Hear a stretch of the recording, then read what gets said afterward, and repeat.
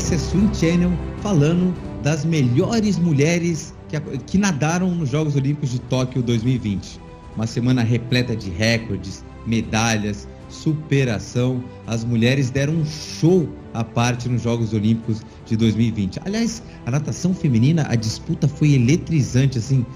A expectativa era realmente um dos pontos fortes dos Jogos Olímpicos entre todas as modalidades. Ao meu lado, Catarina Ganzelli. Olá, Patrick. Olá a todos que acompanham.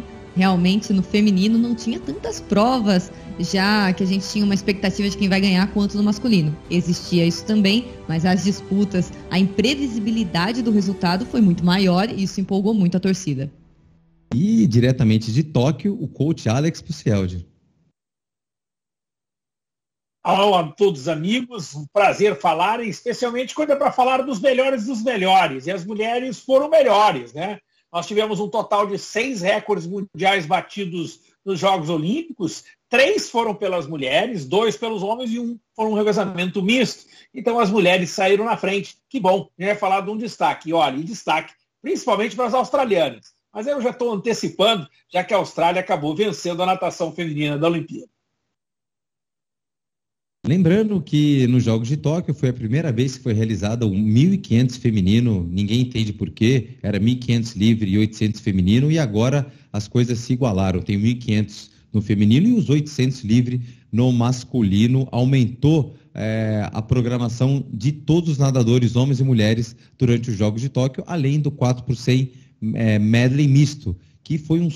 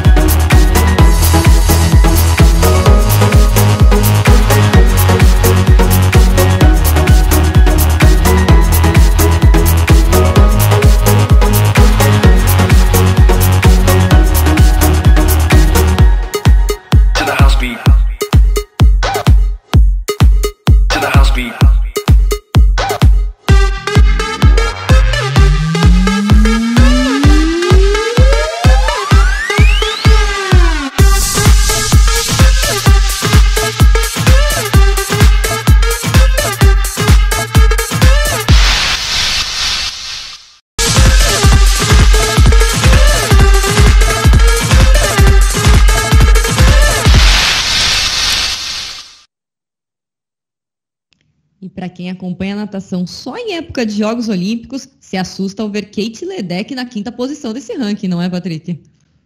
Na realidade, a gente vai fazer uma premiação especial, porque o Top 5 não vai ser Top 5, vai ser Top 5 mais one more.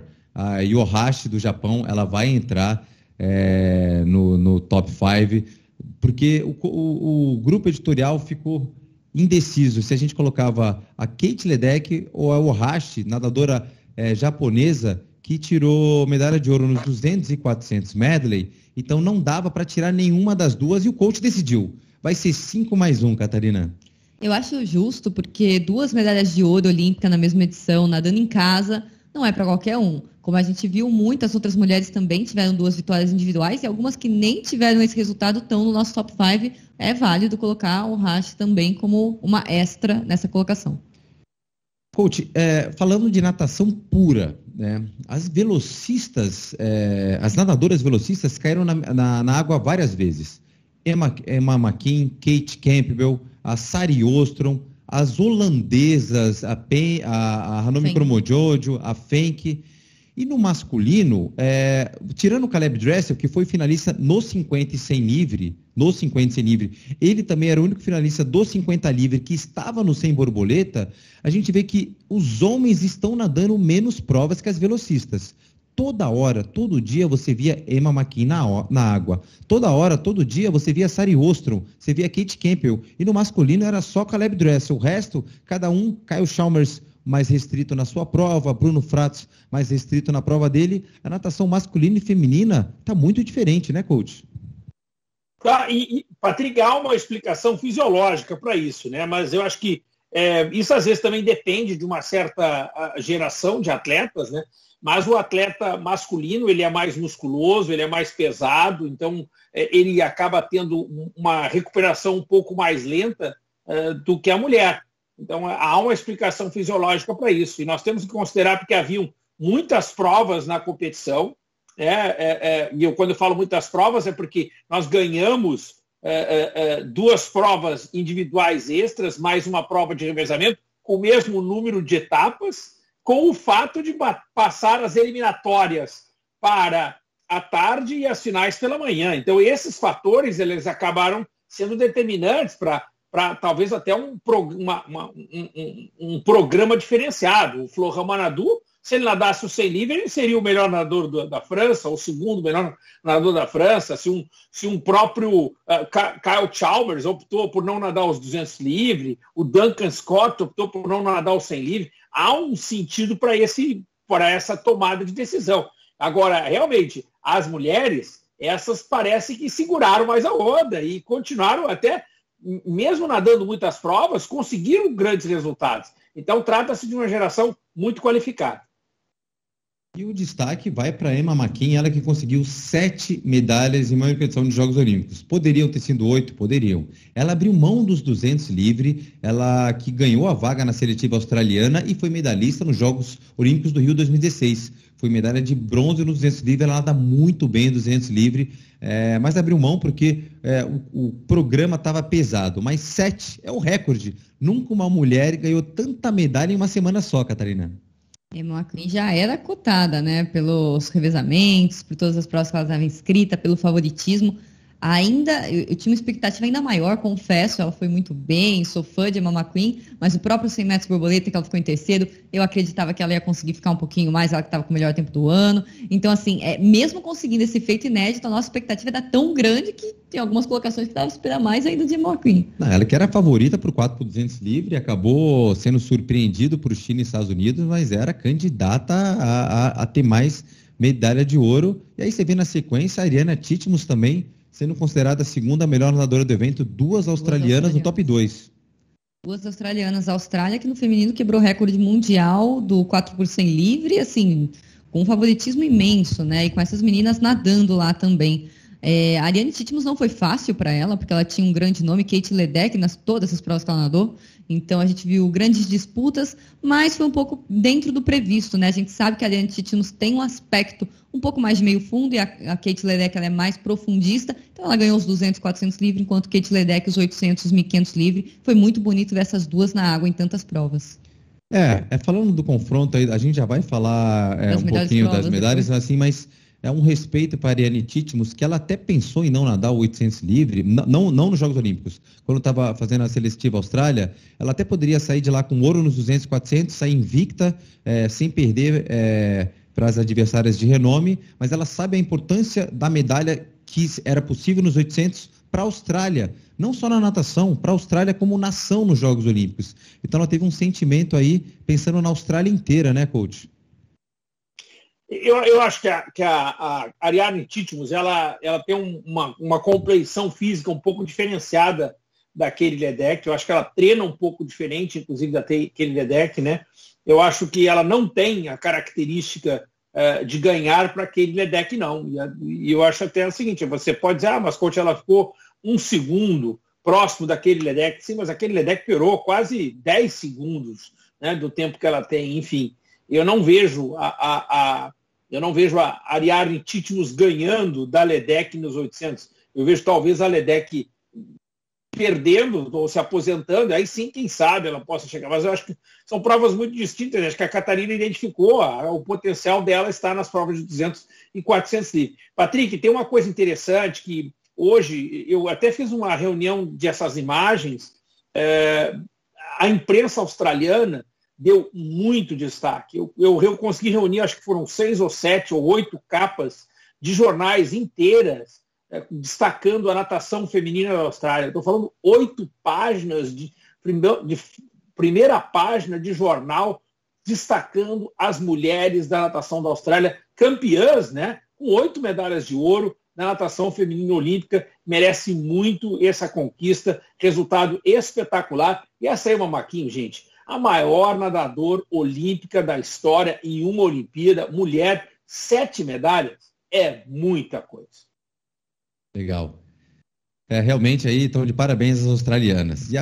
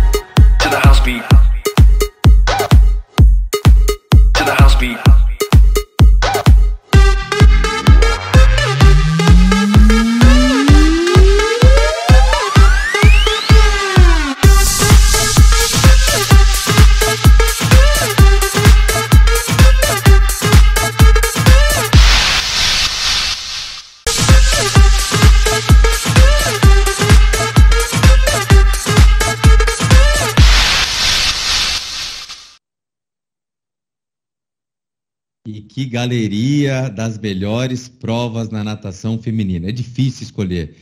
Escolher a melhor prova é difícil. A gente já vai falar do duelo Ledeck e Ariane Titmus, mas uma prova que surpreendeu foi o 4x200 livre feminino. E os técnicos australianos, eles estão de parabéns. Eu acho que a escalação de todos os revezamentos da Austrália, principalmente no masculino, foram muito bem montadas. Eles sabiam o que queriam e introduziam.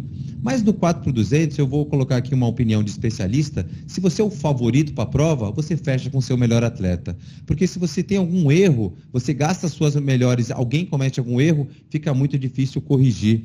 E a gente viu os Estados Unidos chegando no bronze, a China com um potencial incrível, que tem medalhista no 400 livre, medalhista nos 200 borboleta, deixaram as duas melhores para o último e teve uma superação das mais fracas e os Estados Unidos foi para um tudo ou nada ali, porque não era favorito. Então, o 4x200 feminino entrou com uma das provas mais emocionantes, coach. Emoção pura. Não, mas eu só não entendi. Você gostou da escalação do 4x200 feminino da Austrália? Foi um erro. Quando você é favorito, você fecha com a sua melhor atleta. E esse erro deu oportunidade. Foi recorde mundial, né? Se é recorde mundial, ninguém sabe, não pode falar. Mas a China surpreendeu. Eu estou falando da emoção que a China trouxe pra gente. A prova foi maravilhosa. A prova foi maravilhosa do início ao fim. Eu não gostei nem um pouco da escalação do revezamento da Austrália. E eu até acho que se você quisesse... Você poderia até abrir com o melhor tempo. Poderia, mas botar o primeiro e o segundo, eu acho que foi bem, assim... Tanto é que não só perdeu, como acabou ficando bem para trás, né? Embora o 4x200 livre parece que em toda a Olimpíada, né, ele ganha uma conotação melhor. Me parece ser uma prova em evolução também. Era um revezamento para a Austrália ganhar, era mais uma medalha, e que foi perdida. E eu acho o seguinte, acho que a China, ela não é a primeira vez que ela apronta, Patrick. Eu lembro que a China, acho que foi o Campeonato Mundial de Roma em 2009, eles conseguem, às vezes, reunir algumas atletas que a gente não está contabilizando e colocam lá e surpreender. E esse revezamento, eles colocaram uma até que nem ela sabia que ia nadar, que é a Yifei Zhang.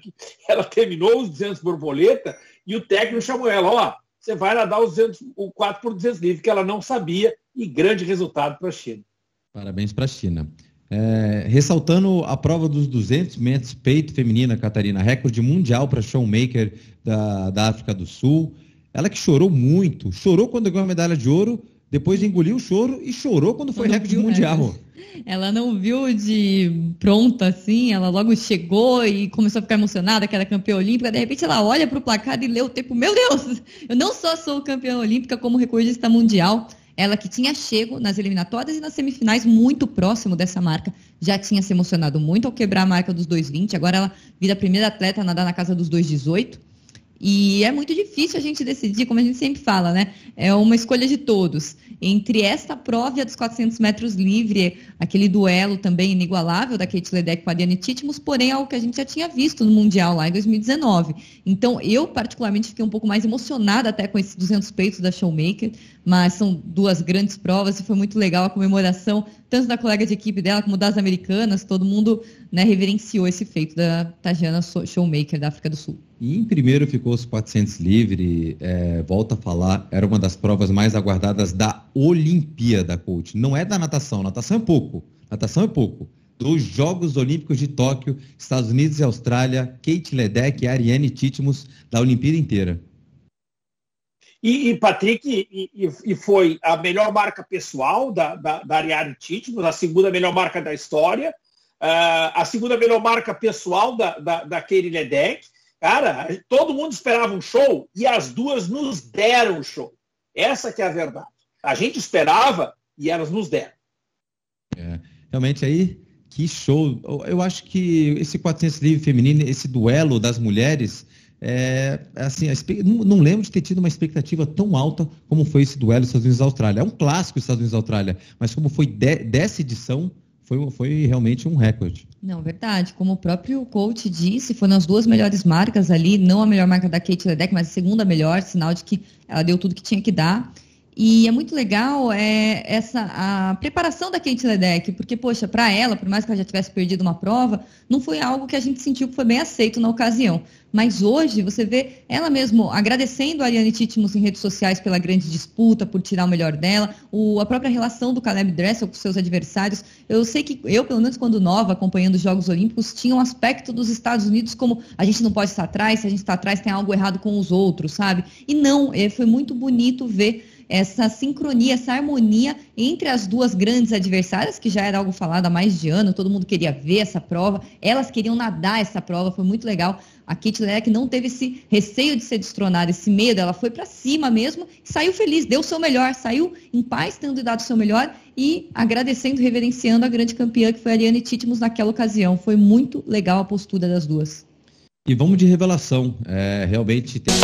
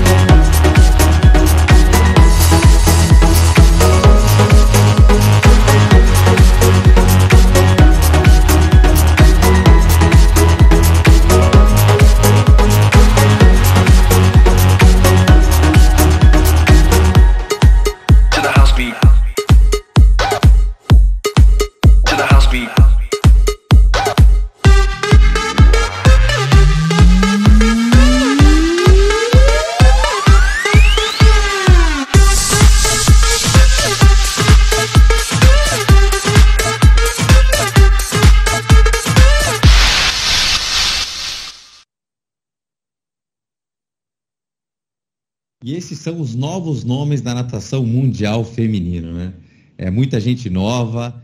Coach, a McIntosh do Canadá, quantos anos ela tem? 14 anos de idade. Era a mais jovem desse grupo todo aí.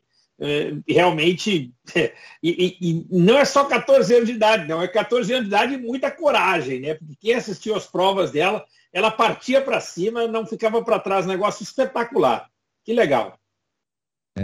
Nos 800 livre, a gente vê duas Kates nos Estados Unidos ali, que são representam a Kate 1 e a Kate 2, né? Kate Grimes, Que revelação também. Estados Unidos, que foi o país que mais revelou mulher nesses Jogos Olímpicos.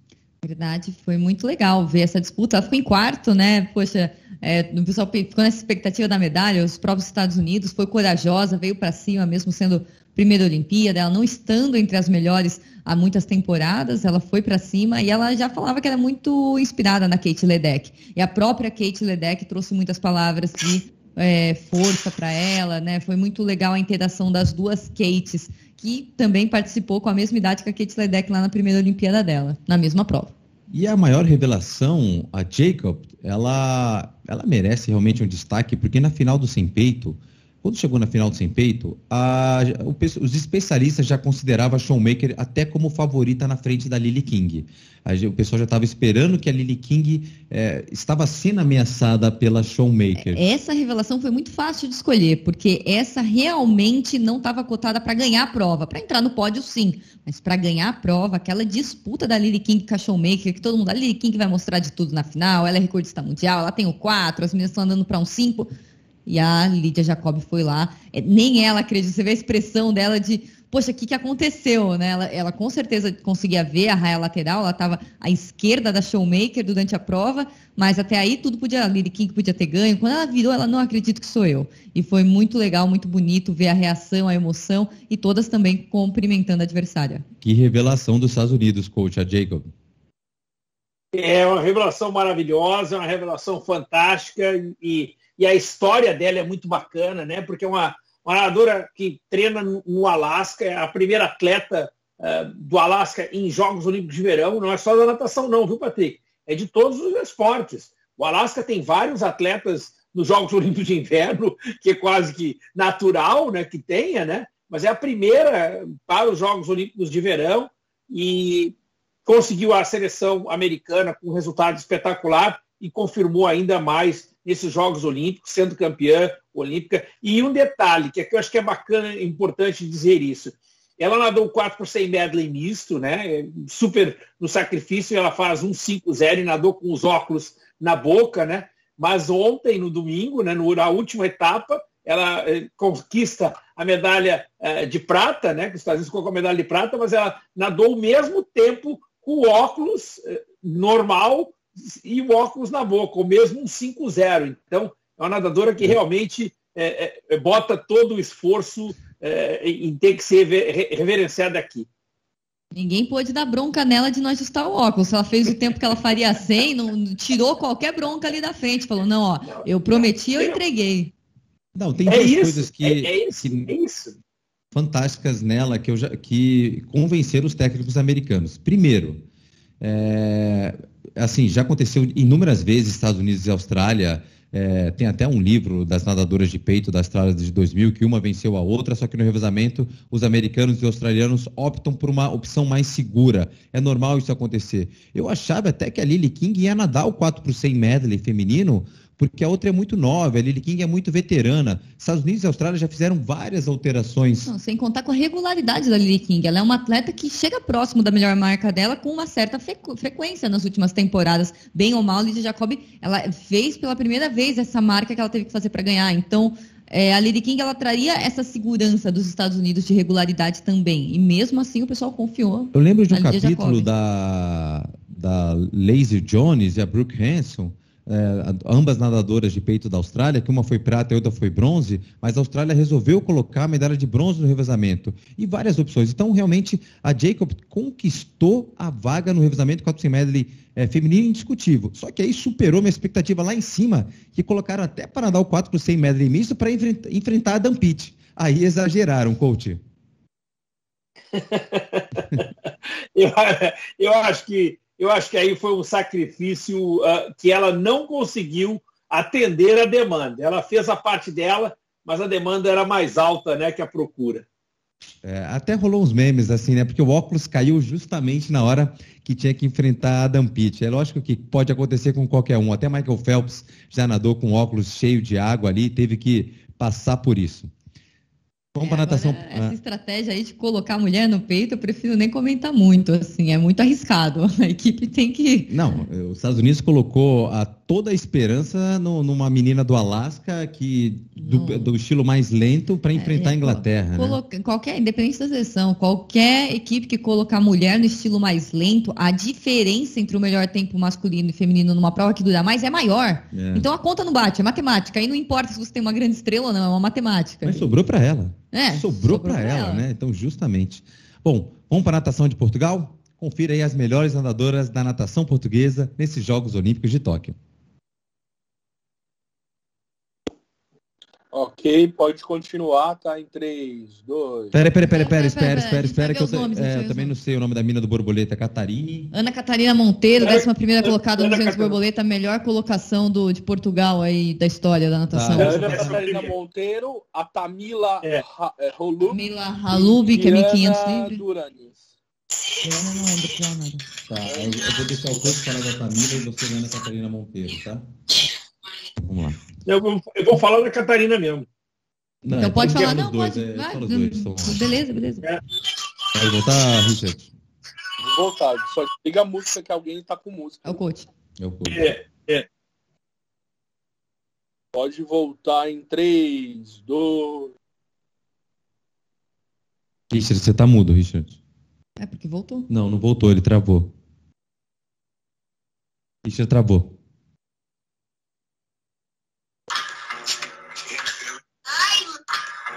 Não travou. Não, Richard não travou. É 3, 2... Aí... Tá, então vamos lá. 3, 2... E voltamos para falar da natação portuguesa. E teve melhor classificação da história da natação de Portugal, Catarina. Verdade, foi também uma oportunidade, né? Porque a prova dos 200 metros borboleta, com desistência, acabou tendo só 16 meninas. Mas Ana Catarina Monteiro, ela conquistou a 11ª colocação, melhor colocação portuguesa na história dos Jogos Olímpicos dentro da natação feminina.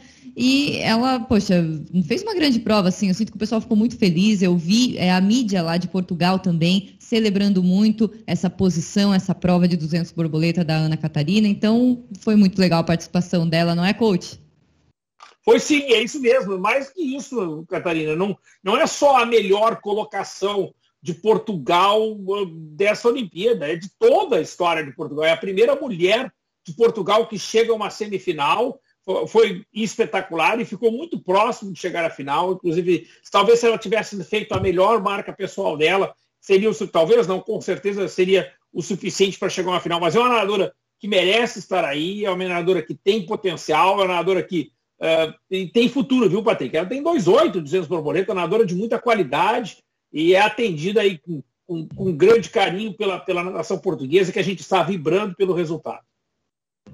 Lembrando que a natação portuguesa veio com 9 atletas para essa seleção, né? Um número muito respeitado. Tem atleta em todas as masculino e feminino natação, masculino e feminino águas abertas. Parabéns aí para a seleção de Portugal. Com índice A, né? Classificação, muito legal a participação portuguesa. Eles que conquistaram na seletiva lá todos os seus índices, estão dando provas individuais. Infelizmente a gente ainda não vê um revezamento português, quem sabe aí numa próxima edição. Agora que o Albertinho, o nosso querido Albertinho ali, vai estar à frente dos nossos irmãos portugueses. Existe uma expectativa muito grande do Brasil e de Portugal em cima do Alberto Pinto da Silva, o nosso querido Albertinho.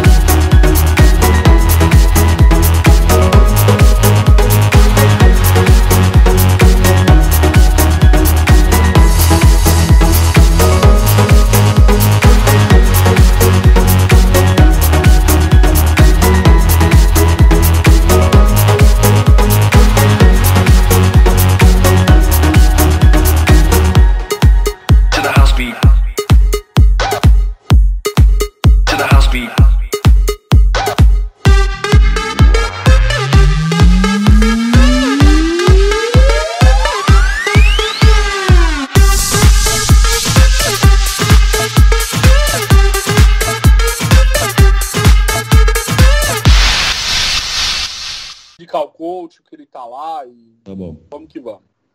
Posso Voltando, contar? então. 3, 2... E esse foi o top 5 das mulheres da natação da América Latina. Representaram bem. E eu sempre faço uma analogia, né? Se o Bruno Fratos é constante, a Kristen Kobrich do Chile, ela sempre é uma nadadora muito constante em relação aos melhores tempos dela. E não foi diferente. Foi a melhor sul-americana nos 1.500 livre, prova que estreou. Ela já era especialista nos 1.500 muito antes de virar olímpico, Catarina.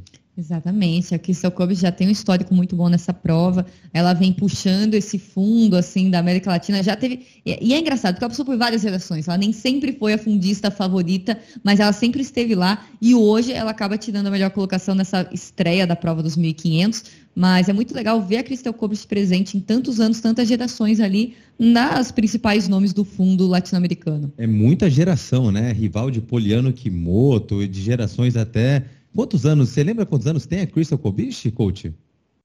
35 anos de idade. E Patrick, eu acho que, lembrando, a Kristen Kobrich, que já foi das maiores nadadoras em campeonatos mundiais, eu acho que é quem mais conseguiu finais em 1.500 no estado livre.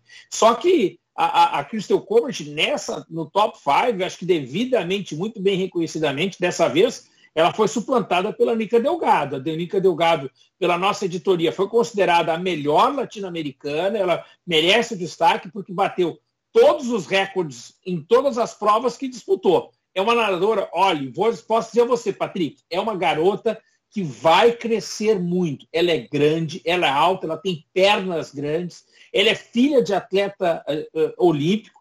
O Felipe Delgado foi 2 vezes olímpico pelo Equador. O Felipe Delgado foi integrante do primeiro race team lá do Gary Hall, Anthony Erwin, um cara que tem destaque, era o técnico da Nica e agora, ela, assim que terminou a Olimpíada, ela já vai direto para se integrar à Universidade de Southern California, onde ela começa a estudar. E uma das coisas aqui que eu acho que seria muito importante registrar, a Nica fez questão de ter ido à cabine da Swim Channel para tirar uma foto comigo e registrar essa passagem, porque ela está adorando as postagens da Latinoamérica Swim Channel.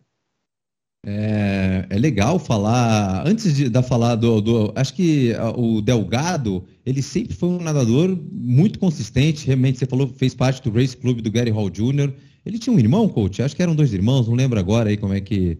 Não, é ele mesmo, é o Felipe Delgado, é um velocista, ele nadava as provas de 50 metros na livre, ele nadou 100 livre também, mas os 50 livre era a melhor prova dele. E ele fez parte do grupo de origem mesmo, onde começou lá num rancho no Arizona, né, Dr. Gary Hall, com o Mike Barron, montando o grupo de origem do The Race Club. E isso, olha, foi lá no início mesmo. E, inclusive, quando eles estiveram na cabine da Swim Channel, a gente recordou essa história. Eu lembro de receber uma fita de VHS com Delgado, né? Que fazia parte ali do Race Club. Olha que legal. Se você tem na Venezuela descendentes de Alberto Mestre, fazendo aí uma linhagem na natação venezuelana, na natação do Equador, a mesma coisa, né?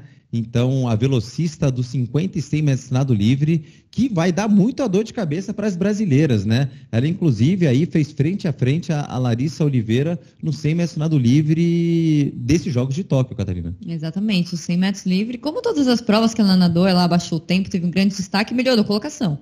Quando ela melhorou a colocação, isso já deixa a gente com um friozinho na barriga, porque acaba passando o Brasil em prova individual, né? A nossa torcida é brasileira, mas a gente fica muito feliz de ter meninas fortes puxando, né? Porque a disputa que faz crescer, então é muito bom na Latinoamérica ter meninas disputando frente a frente com nossas velocistas. E o destaque também vai para o Matias Campoia, o nosso editor da América Latina, que trabalhou muito nos jogos. Ele é responsável pelo site latinamericaswimchannel.net e por também o Instagram, que fez artes maravilhosas, cobriu, ajudou aqui a sede da empresa. É um time unido, mas um dos destaques do que aconteceu foi Matias Campoia. Ele chegou a trabalhar 18 horas por dia, Catarina. O trabalho do Matias tem que ser reverenciado, porque assim, ele tinha muito país para cobrir. A cobertura do Matias chega a ser um pouco mais complexa, mas muito apaixonado, com muita energia, muita vontade, até o que você não pede, ele vai lá e faz. Então é muito legal ver essa condução da Latinoamérica pelo Matias Comporta, que está sendo assim incrível, incrível. Não tem Vale a pena um programa só como o Matias. O coach falava, Patrick, olha esse Matias. Patrick, fica de olho no Matias, e realmente ele superou a expectativa. E a Swim Channel agora, né, desde 1 de maio, cobrindo regularmente, todo dia tem notícia da América Latina, né, e da natação mundial também, lá no site la.swimchannel.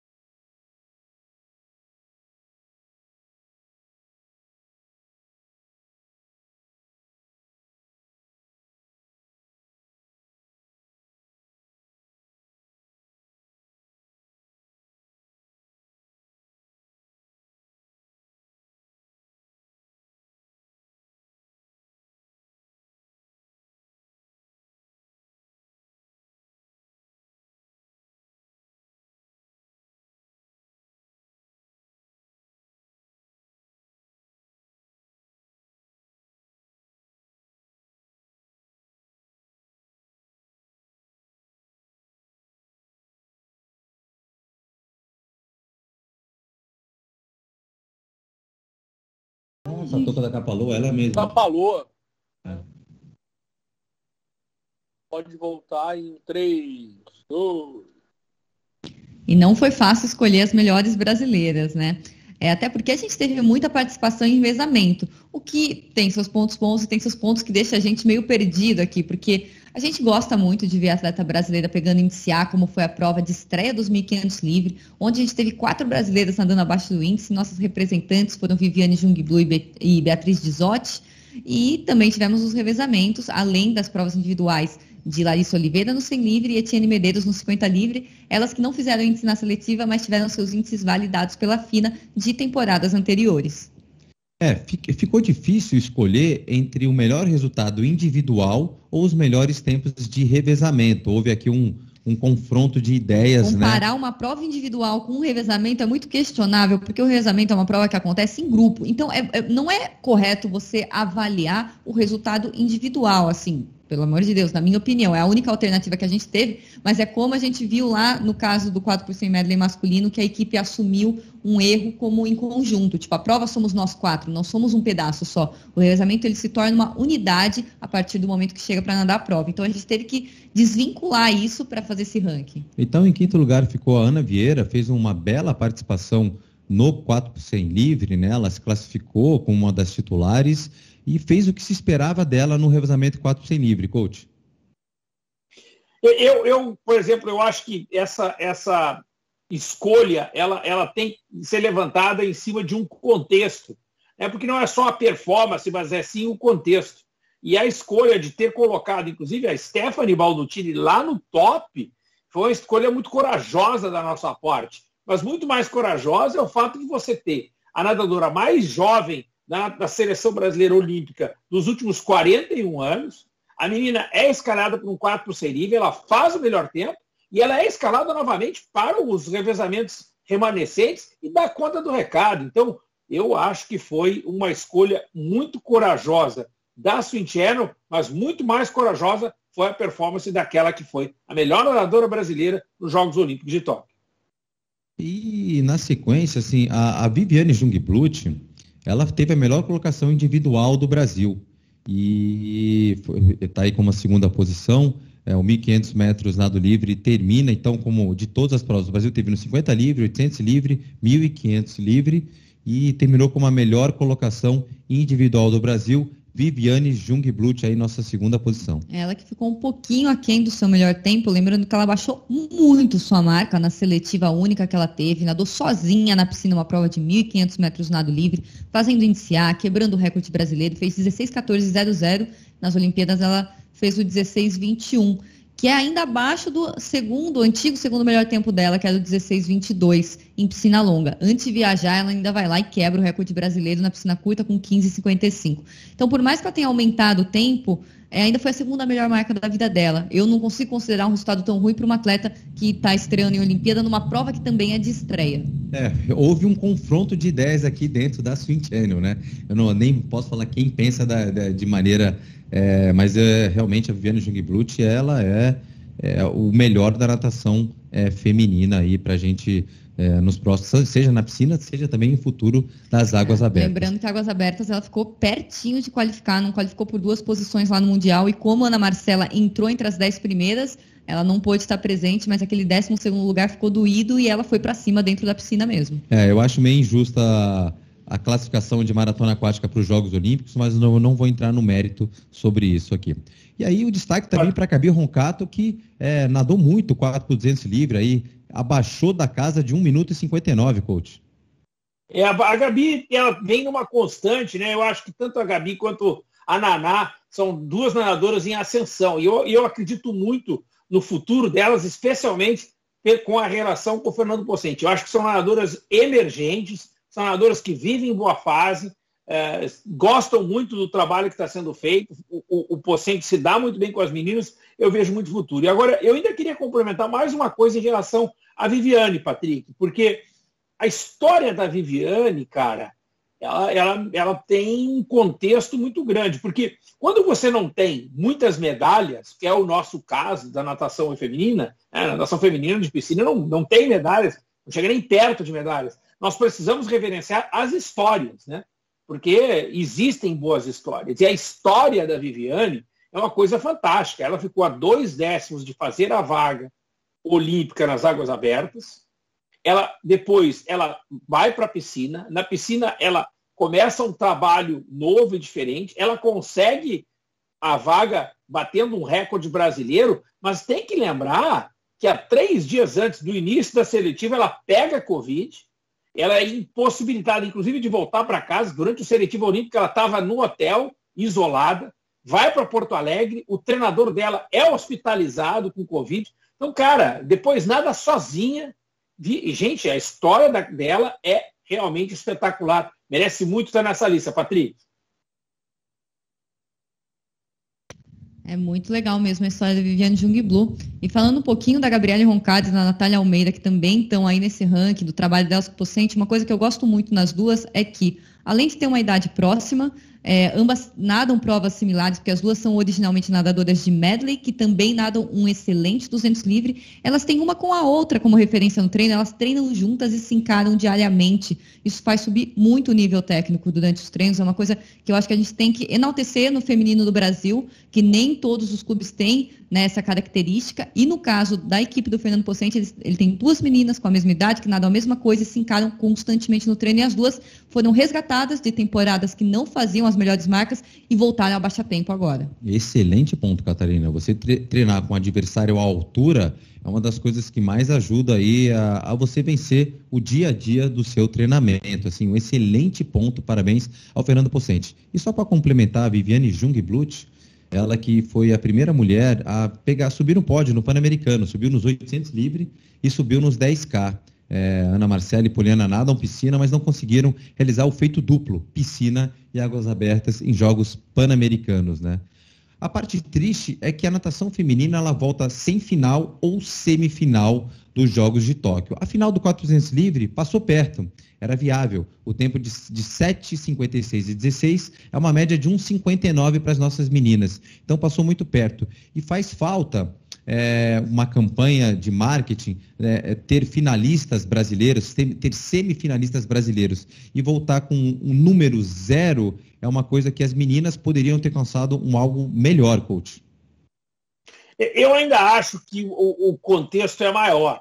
E isso se explica, por exemplo, nós, Brasil, nós não somos um país como os Estados Unidos. Ontem os Estados Unidos, aqui na Olimpíada, ganharam 13 medalhas, Patrick. 13 medalhas num dia, a delegação americana. E o Brasil tem Olimpíadas que volta com 13 medalhas em toda a Olimpíada, né? Então, você imagina o trabalho do jornalista que cobre o esporte olímpico, né, de fazer a cobertura do esporte brasileiro. E já que nós não temos medalhas, nós fazemos o quê? Nós precisamos trabalhar as histórias. Por que eu estou falando isso? Porque a história da Viviane é riquíssima, Patrick. Ela é muito boa. É uma história que precisa ser bastante compartilhada e promovida. Você falou aí que ela foi a primeira a ser medalhista em piscina e águas abertas, mas você esqueceu que ela também foi a primeira mulher da natação brasileira a nadar águas abertas e piscina em campeonato mundial. Então tem na mesma edição, então tem um contexto muito grande que eu acho que precisa ser reverenciado. Evidentemente que se tivesse medalha seria ótimo, se tivesse finais seria ótimo, mas existem histórias, coisas boas que precisam ser valorizadas e dá para realmente servir como referência, amigo. Legal, coach. Então essas foram as melhores nadadoras da piscina nos Jogos Olímpicos de Tóquio 2020. Esse foi o Swim Channel, conectando você à natação.